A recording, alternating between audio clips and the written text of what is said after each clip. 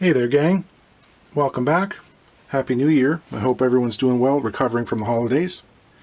For some reason, December around here was 12-string month. These things tend to run in cycles. You know, one month I'll get a whole bunch of ukuleles, the next month it'll all be resonator guitars. This was 12-string month. And would you believe that this is the third of this exact model of 12-string I've seen in the last 4 weeks?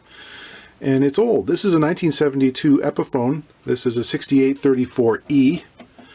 And this is shortly after Epiphone moved its production over to Japan from Kalamazoo. So it's a Japanese-made one, early 70s. And it's got some issues. I'm getting pretty used to working on them now, so I know what I'm going to do to this one.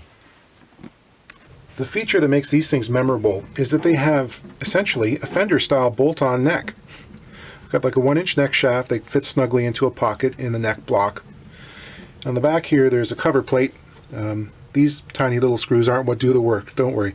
You pull this off and there are 4 countersunk holes, 4 nice thick woodworking screws, essentially what you'd find on a Telecaster. And I mean, this has some advantages. You can obviously change the neck angle pretty readily by putting shims in there, which is what I've done to the other guitars. Now, the problem on the other guitars was astronomically high action. This one, the action is just about perfect. It's actually kind of low on the treble side. You can see that somebody in the past has come along and plugged in that old saddle slot, which is actually a good thing. These were equipped with sort of a bizarre laminate saddle, 2 pieces of rosewood on either side of a strip of plastic here. I think the idea was that Epiphone could get away with using the same bridge for all of their models, including the ones with the Gibson-style adjuster system, you know, the metal screws on either side you'd find on like a Dove or a Hummingbird of the period. The problem is, with all these 12 strings I've seen, the saddle's in the wrong spot. Everything plays way sharp, so you do actually have to plug these in and move the saddle back. Somebody's already done that for me this time, so that's good. This guitar features a real Canadian classic. This is cold checking, which is what happens when you take your polyurethane finished guitar out into minus 20-degree weather, like you leave the hot club, you sit your case in the very cold van, and things contract so fast that it shatters. Very characteristic long linear cracks, quite different from the normal age checking you see in nitrocellulose lacquer, which is pretty small and rectangular. No, this is much more violent. You can actually hear it happen sometimes. It's like, sounds like you're stepping on thin ice. With a straight edge here across the lower bout behind the bridge, you can see what we'd consider pretty severe bellying. It's over 5 millimeters at the ends of the straight edge here, which, when you consider this guitar was built with a top that was probably very close to flat, it might have had a millimeter's worth of arch in it. That's pulled up a lot. Ordinarily on a top that's pulled up that much, we'd expect really high action, but that's not the case here. We've got sort of a reciprocal effect happening in front of the bridge, where it's dipping down. And this is what the owner's concerned about. He doesn't want this to go too far. We could start to have problems with the action, the strings could start buzzing. If this is a laminated top, and I believe it is, we could have delamination occur behind the bridge where the plywood will basically tear itself apart. The bridge could come unglued. It's not a good situation. So we're going to stabilize this using a special device. The other thing is there's very little break angle on these strings. The saddle is very low. And if there weren't notches cut into it, I bet you I could take those E's and B's and just slide them right across, because they're running in a straight line, basically. So we can fix that as well while we're at it. This gizmo here is a Jld Bridge Doctor.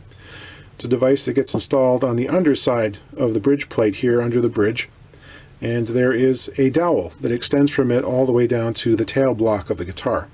And what this does, you can dial it in to counteract the rotational force that's pulling that bridge like this.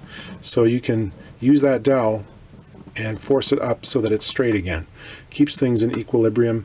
People ask if it works, and yes it does. I've used it in a number of guitars. Seems to be just the ticket for this one. Just for interest's sake, let's put this thing on a scale and see what it weighs.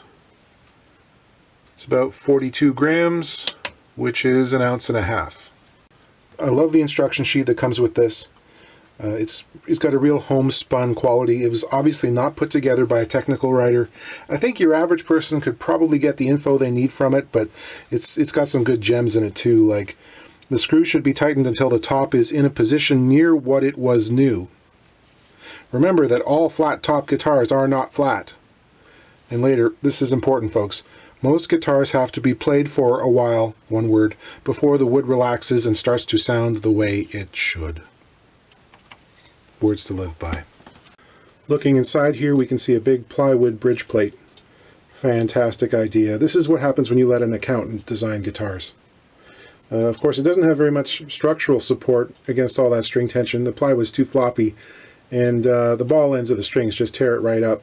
If this was a really expensive guitar, I might consider trying to remove that, but because it's a plywood top, that's a real can of worms, so we're just going to live with that, I think. You can also see there are 2 screws that run all the way through the bridge to counteract the string tension there, try to hold it down in the back. That's not a bad idea for a guitar in this price range. I don't mind that. It looks like at some point someone tried to re-glue that bridge. They must have taken it off, but they didn't replace the nuts on those screws. I guess they got lost. I'll check and see if I've got some. Probably doesn't matter anyway. I might put an overlay on top of this just to take care of all of this sort of broken area. Shore it up somewhat. Okay, here's my overlay patch. It's a piece of rosewood. It's about 70 thousandths of an inch thick, which is about 1.6, 1.7 millimeters. And you can see that it's actually shaped to fit in between the 2 screws that are anchoring the back end of the bridge here. That's important because the Bridge Doctor is eventually going to be screwed down through that. I want this all to be in one plane. That's kind of important. And there are 2 holes in there that'll accommodate some bolts that come up through, and they'll go through the outside bridge pin holes just to hold it in the right spot while I put the clamps on and glue it in place.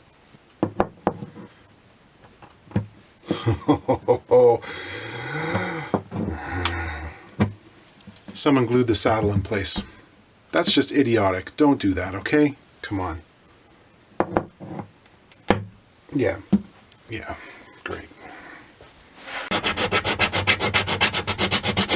I'm filing it flush because I just want a flat spot to put my clamping cauls so I can get that patch in there. Later on I'll have to come back and route this out again and make a new saddle slot. New saddle. I've got the overlay glued in place. I haven't drilled out the pinholes yet. Just checking out the setup options for this guy here. I'm going to have to drill a hole in between these 2 pearl dots on the back side. As this comes set up from the factory, this pin here, which the screw will engage, is in the center position. If I use that, I might have a problem. And see that the front edge here, this portion which contacts the underside of the bridge plate, kind of bisects those front string holes. We wouldn't be able to get a string down there. So I'm going to have to move this to the back position. And to do that, I think we just use, I got a set of soft draw pliers here. I think this just unscrews. Yeah, it does. It comes off. So I'll just move that to the back. I'm drilling a 1/4 inch countersunk hole that will accept the screw head and also the pearl dot, which will conceal the screw after we're done.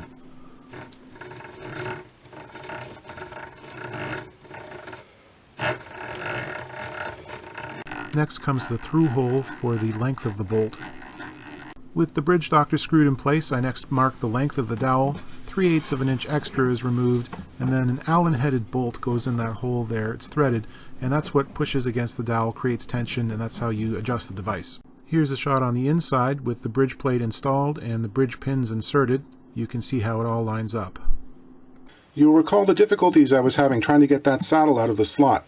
Well, I went back while I was filing it, and I looked at this area in front of it, and I realized, hey, wait a second, that's not wood. Someone took the saddle, pushed it up against the back wall of the slot, and filled this entire void with epoxy. Do I need to say why this is a bad idea, guys? Anyway, it's the kind of thing you run into when you're dealing with guitars that were repaired in an era before every corner had a luthier on it. It's a real can of worms, not the kind of thing that you budget for when you're doing your initial estimate, but it's got to be done. I've got to route the entire area away now. I'm going to make a wooden plug, stick that in there, let that dry, come back again with the router setup, route a new saddle slot, make a new saddle. It's just got to be done.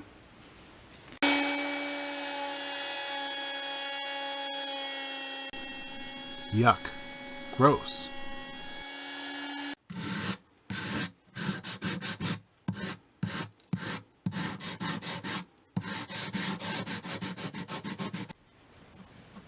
Use some alcohol-based markers to help disguise the fact that there's a patch there and blend the colors in a little bit.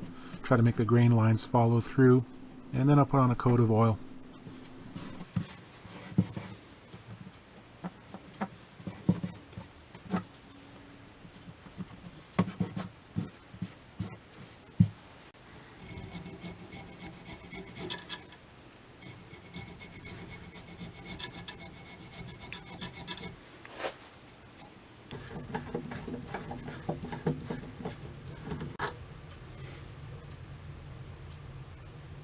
Let's see what kind of a shim was used. Hey, what do you know? It's a stack of vintage string packages. Nice. I made a wooden replacement. There's some tapering that still needs to be done here. Okay, we're all set up and ready to go. With the string tension on now, much of the bulge is gone. We're down to about 1.5 millimeters worth of arch behind the bridge here, which is pretty normal as opposed to the 5 we began with. And a lot of the dip in front has actually gone out of it too. So the bridge is sitting much more straight. It's not nearly as tipped forward as it was previously. This new saddle in here looks pretty good. I'm much more comfortable with the height. It's about 1/8 of an inch over top of the bridge, which is pretty standard. And you can see that I've intonated it here. When you're dealing with 12 strings, it's always a series of compromises, trying to get as much intonation out of it as you can. I try to find a sort of a slant that lets me push the treble strings as far forward as I can, and also drag the fundamental strings to the back, so you end up with this interesting rope-like pattern in the bass strings here, which is visually kind of interesting. In terms of the sound, I've got a little before and after for you. You guys got to remember, though, that for all these afters, there's a new set of strings involved, and that can make a big difference. The other thing is, how much auditory information can you actually glean from the internal mic of an SLR camera that's, played through your computer after compression for the upload? I don't know. To me, I sense that there is a bit more tension in this top now. It feels less floppy. There's a slightly more assuredness in the attack, kind of a bounce to the strings that wasn't there previously. Almost like the guitar is awakened somewhat. I don't sense any decrease in volume, not that I can perceive anyway. And yeah, I think the Bridge Doctor was a good choice in this case. Oh, because I know someone's going to comment, the one white peg, it's part of the history of the guitar, didn't want to get rid of it. It has a bit of a story behind it. Why did I change the position from here to here? Mostly because this one has a larger diameter head, and by putting this one in front of it, there's a better string path to the slot in the saddle. Okay? All right.